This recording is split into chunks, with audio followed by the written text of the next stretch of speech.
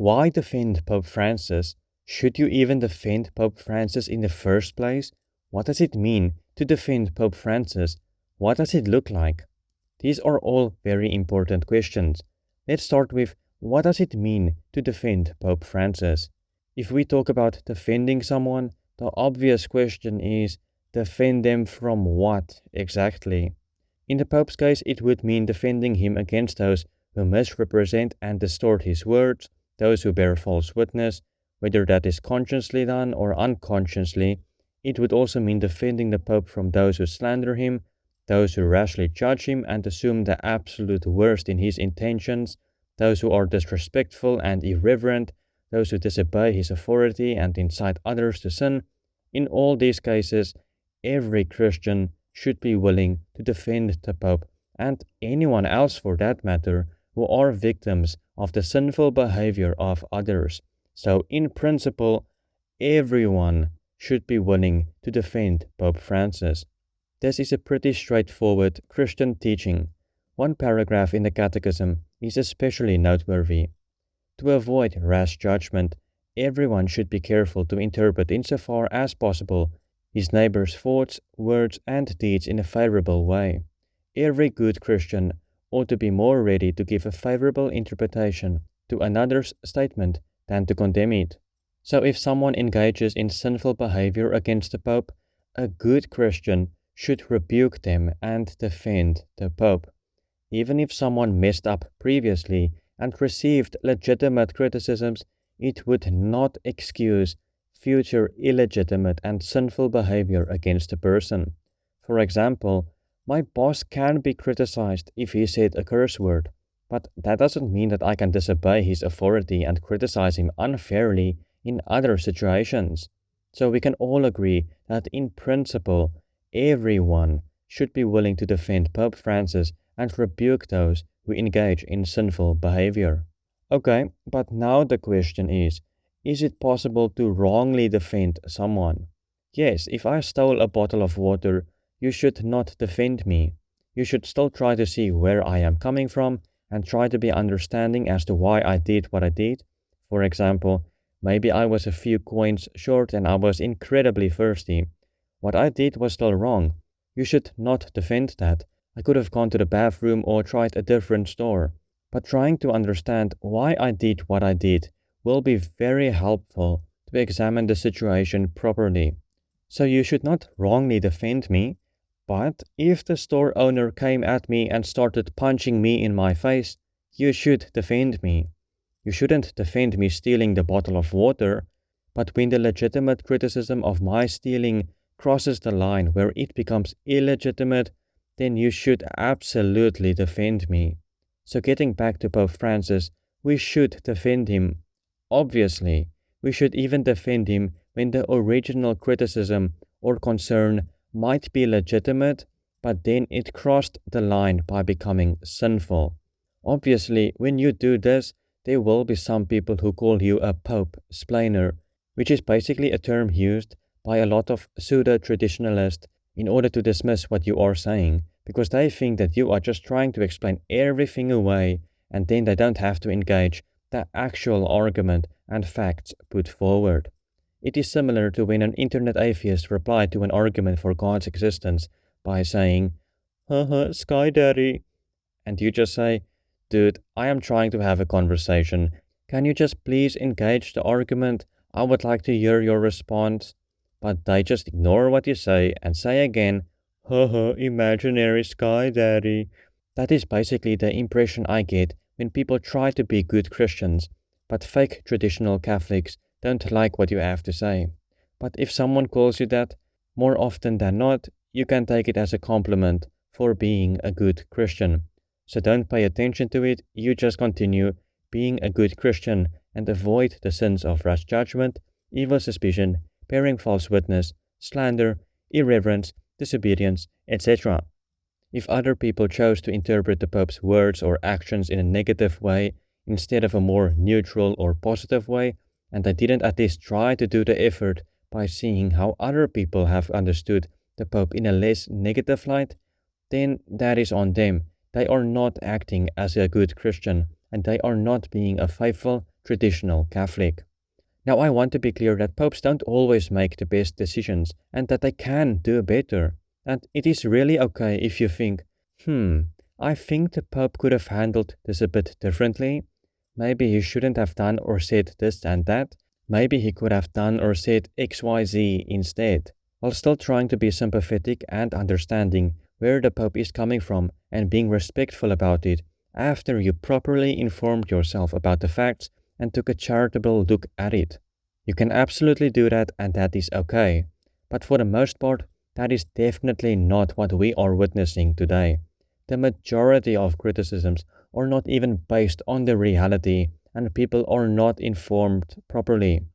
And in the tiny minority of cases where there can be legitimate criticisms, like I really think the church should move a bit faster in disciplining and excommunicating people who are preaching heresy and or pushing for schism, whether it is about progressives or fake traditional Catholics.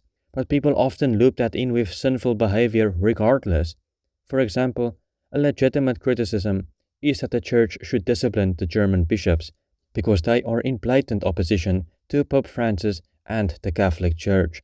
It really seems that the best thing to do is to discipline those who are guilty, so the church is not scandalized any further by their sinful behavior, and also for the good of the souls of those who are guilty, because disciplining them might help them to realize how serious their mistakes are, and then they repent and save their souls.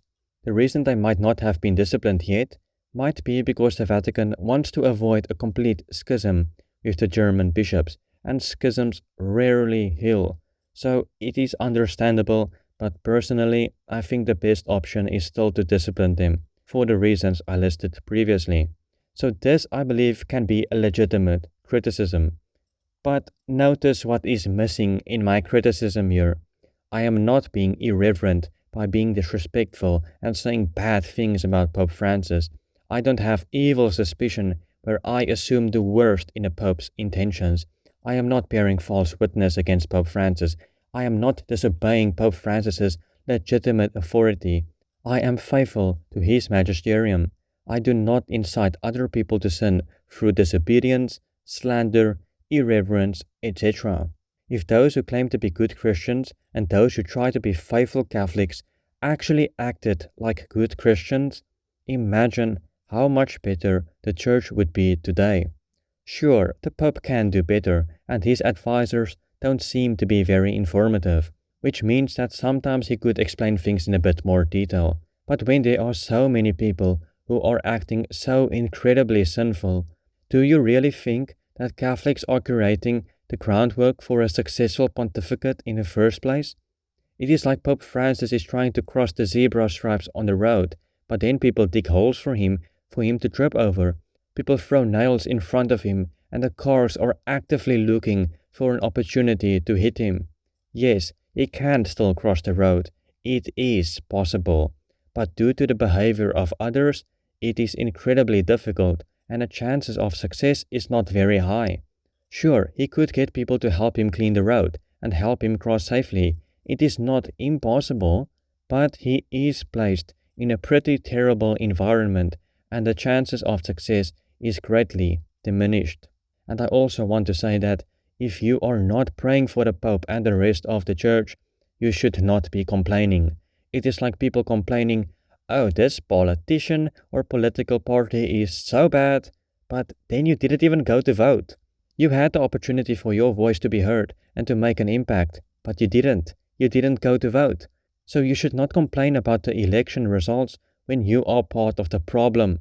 It is the same with the Church. You have an opportunity to make an impact, first and foremost by praying. But if you don't pray for the Pope and the rest of the Church, you are part of the problem. And I don't mean to be harsh, but if we do not do our part, and I include myself here because I also forget to pray for the Pope and the Church, but if we do not do our part, we are part of the problem. Now the good news is that we can immediately fix this by starting to be part of the solution, by praying, obviously. The solution isn't to be irreverent and disobedient. If you do that, then you are just even a bigger problem. So before you complain, examine whether you are doing your part, and ask yourself whether you are creating an atmosphere of failure, either by your lack of actions or your negative behavior. I want to end this video with some quotes from Saint John Bosco, who lived in the 19th century, in order to show you the mentality of a truly faithful and traditional Catholic.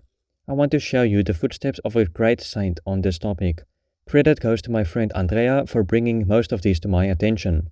Always have the highest esteem and deepest respect for the Roman Pontiff, hating the errors that are spread concerning his quality as head of the Church.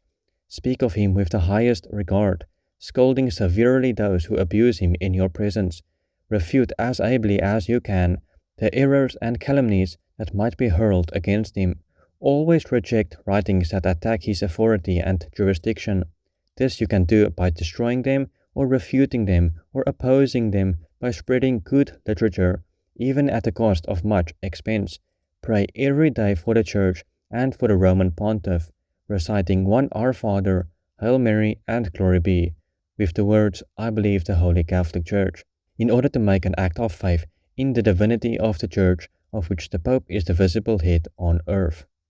Approve all that the Pope approves, condemn all that the Pope condemns. As a good Christian, strive to love and respect the ordinances of the hierarchy. Do not join the ranks of those who, utterly ignorant of church matters, presume to criticize ecclesiastical authorities, their words and deeds. No one should presume to pass judgment on matters beyond his undertaking. Our Lord warns us not to find fault with his sacred ministers. He regards as done to himself what we say or do against them. Touch not my ministers. He who rejects you, rejects me. If you wish to be a good Catholic, beware of those who speak disrespectfully of religion and its ministers, especially of the Pope, the father of all Catholics. You may always be sure that he who speaks badly of his own father is a bad son. Avoid bad companions as you would the plague. Keep away from boys who blaspheme or take the holy name of God in vain, and who indulge in unseemly acts of conversation. Avoid also those who speak disparagingly of our holy faith, or who criticize its ministers and above all the Pope, the Vicar of Jesus Christ.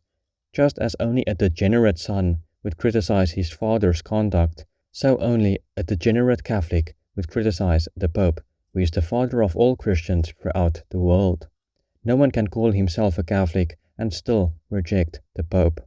My sons, regard as enemies of our faith those who belittle the Pope's authority, or who try to minimize the obedience and respect due to his teachings and directives. I can think of a lot of people who would fall under the condemnation of Saint John Bosco today. Saints are in opposition to the behavior of progressives and pseudo-traditionalists. This great saint would be the first to condemn their behavior. So pray for them, and Saint John Bosco, pray for all of us.